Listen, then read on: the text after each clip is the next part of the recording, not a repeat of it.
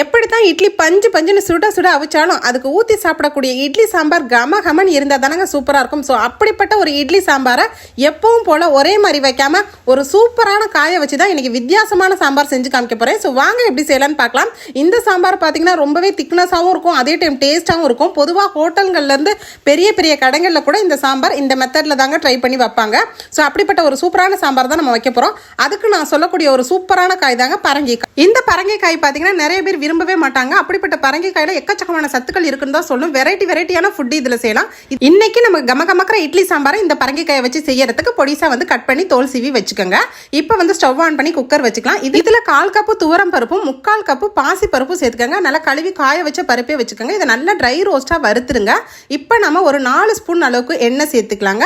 எண்ணெய் சேர்த்ததுக்கு அப்புறம் இந்த பருப்பையும் அந்த எண்ணெயில வதக்கிட்டு 1 கப்பு வந்து வெங்காயம் சேர்த்துக்கோங்க. சின்ன வெங்காயம் சேர்த்தீங்கன்னா ரொம்ப டேஸ்டா இருக்கும். என்கிட்ட சின்ன வெங்காயம் தான், பெரிய வெங்காயம் சேர்த்துருக்கேன். வெங்காயம் வதங்கினதுக்கப்புறம் தக்காளி பழம் 3 பழம் கட் பண்ணி போட்டுக்கோங்க. ஒரு 3-4 பச்சை மிளகாய் போட்டு நல்லா வதங்கட்டும். இப்போ பாருங்கள், இந்த பரங்கிக்காயை நான் பொடிசாக வந்து கட் பண்ணி வைக்க போகிறேன்.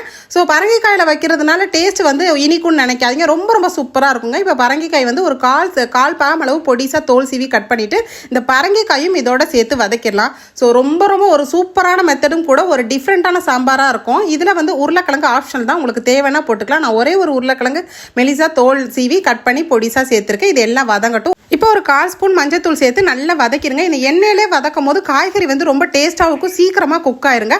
இப்போ ஒரு 3 டம்ளர் அளவுக்கு தண்ணி சேர்த்து நம்ம ஒரு 3 விசிலுக்கு போட்டுருங்க. இப்போ 3லேருந்து 4 விசிலுக்கு அப்புறம் நீங்கள் எடுத்து பார்க்கும் போது நல்லா குழஞ்சி வெந்திருக்கும். பருப்பு, வெங்காயம், தக்காளி, பச்சை மிளகாய் எல்லாமே வந்திருக்கும். பூண்டு இருந்தால் கூட ஒரு பிஞ்சு நீங்கள் இருக்கிறவங்க போட்டுக்கலாங்க.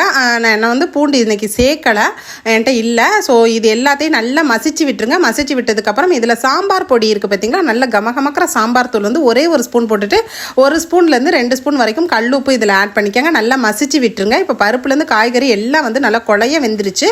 இதில் வந்து நம்ம வந்து லைட்டாக புளி கரைசல் நம்ம சேர்த்துக்கணும். இப்போ நமக்கு தண்ணி தேவையான அளவுக்கு கெட்டியாக வந்து 1 கப்பு தண்ணி சேர்த்துக்கிட்டு ஒரு பிஞ்ச் அளவுக்கு புளியை வந்து கரைசலை இதில் போட்டு நல்லா கொதிக்க வச்சுருங்க. இப்போ நம்ம ஒரு சூப்பரான தாளிப்பு செய்ய போகிறோங்க. அதுக்கு தாளிக்கிற பேன் வச்சுட்டு குக்கிங் ஆயில் வந்து ஒரு 2 ஸ்பூன் சேர்த்துக்கோங்க. இதில் வந்து கெட்டி பெருங்காயம் போட்டுக்கோங்க. உங்கள்கிட்ட தூள் இருந்தால் கூட சேர்த்துக்கலாம். இப்போ கடுகு உளுந்தம் பருப்பு 1 ஸ்பூனும் 1 ஸ்பூன் வந்து சின்ன ஸ்பூனில் ஜீரகம் போட்டுக்கோங்க.